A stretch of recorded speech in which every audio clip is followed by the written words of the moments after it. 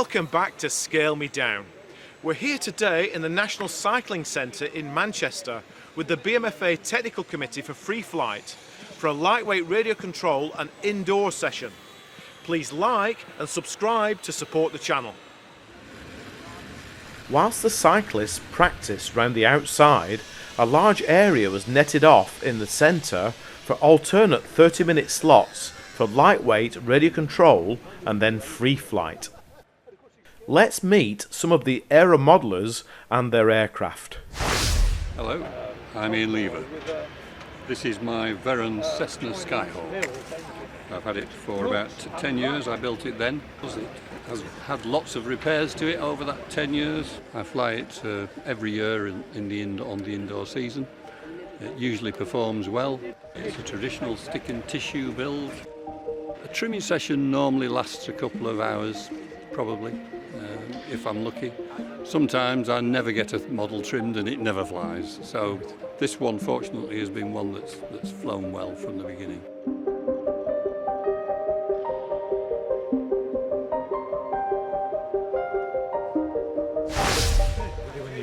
Hello, my name's Mike Waters.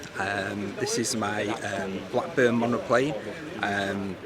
It's actually all sort of an own design aeroplane. It's free flight. It's powered by a little CO2 engine, which basically runs off CO2 gas, which is charged through here and fills a tank up inside. The engine just runs for approximately about a minute's time. And it will continue running down until the gas. The wings basically just plug in, so it just sort of fits in a box easier.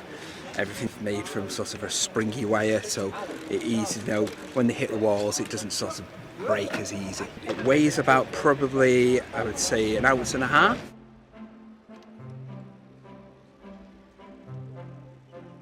The covering is like a plastic iron-on film.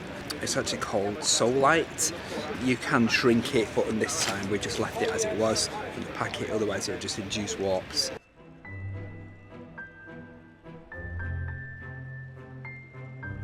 Quite an unusual aeroplane, and I would say it's probably one of my go-to aeroplanes where it actually just works, you know. And it's actually quite old now. It's at least about over 10 years old. Hi, my name's David Yates, and this is my B29. It's an old design based around a plastic kit, and it runs on two electric motors, the inboard ones, rotating in opposite directions, and the receiver is a Spectrum receiver, and the 2 ounce nacelles are dummy motors, using about 250 milliamp single cell. It just runs on elevator control and rudder, and throttle as well, of course. It's step-front construction, the whole thing, except the fuselage has two 16th balsa sheets either side to give it some rigidity, and it has a crutch underneath to support the wing and flexible tips. I'm Colin Frey, and I'm here with some lightweight indoor models.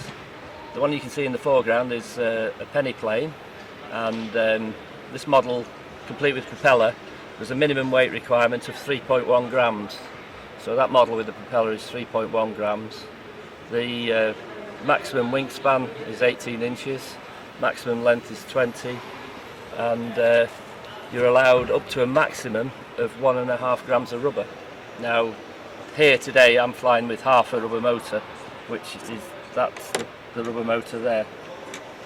So that's 0.75 grams of rubber, and the little balsa stick at the back is to make up the difference, so that total rubber plus stick is 1.5 grams.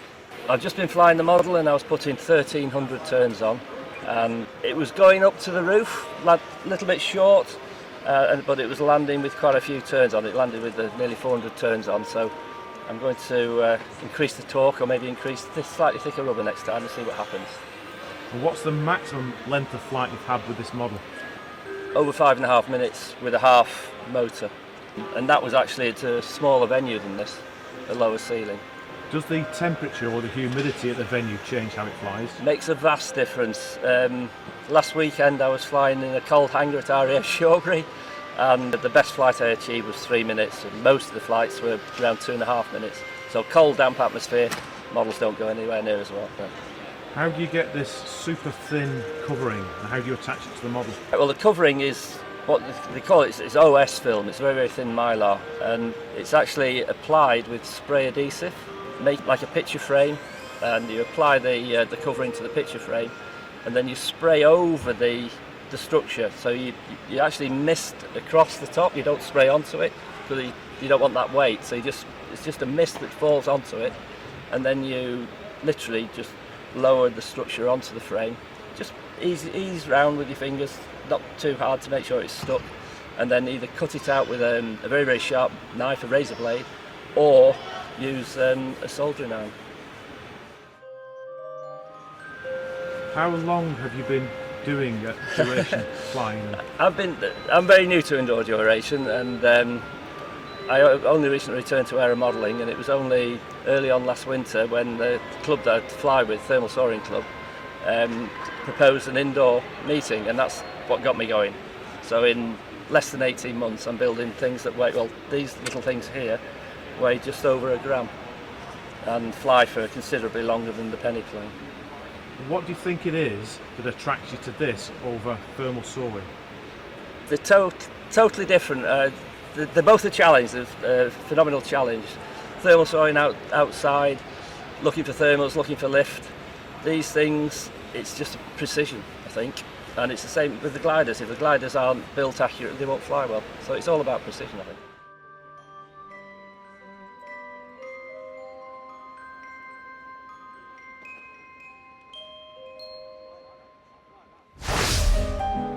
I also got the chance to fly my little Fokker DR1 triplane from the Tony Ray kit. For a closer look at this laser-cut indoor radio control kit, I'll put a link up here where we do a full review on it. She was easy to fly amongst some other small radio control models, as there was plenty of space and high ceilings.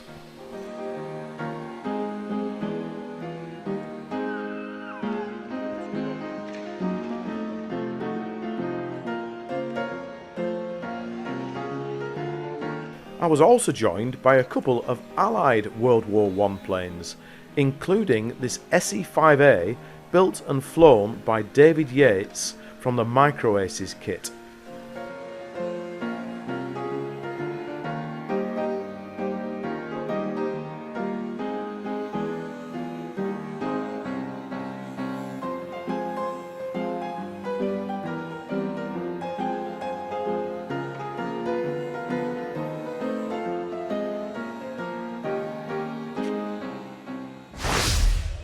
Hi, my name is Malcolm Allen, and this is a P-39 Air Cobra built from a book of 12 World War II flying scale models by the plan was by a guy called Clarence Mather. And what is it about free flight that you prefer rather than radio control? That is a good question. I don't really know. I just love the sensation of when you just stand back and watch a model silently flying around overhead. That's really fantastic. That's the essence of modelling for me. Sorry Malcolm, but due to a technical problem we didn't get any film of your Aerocobra flying, but we did get some of your little Fury flying instead. It was good to meet some modellers from different disciplines of the hobby, and thanks to the members who made us feel most welcome. We've had a great day and a bit of a fly, and I hope you've enjoyed our little video. If you want to get involved with indoor flying, then check out details of events on the BMFA website, and in particular the Northwest area. Thanks for watching, and we'll see you here again soon at Scale Me Down.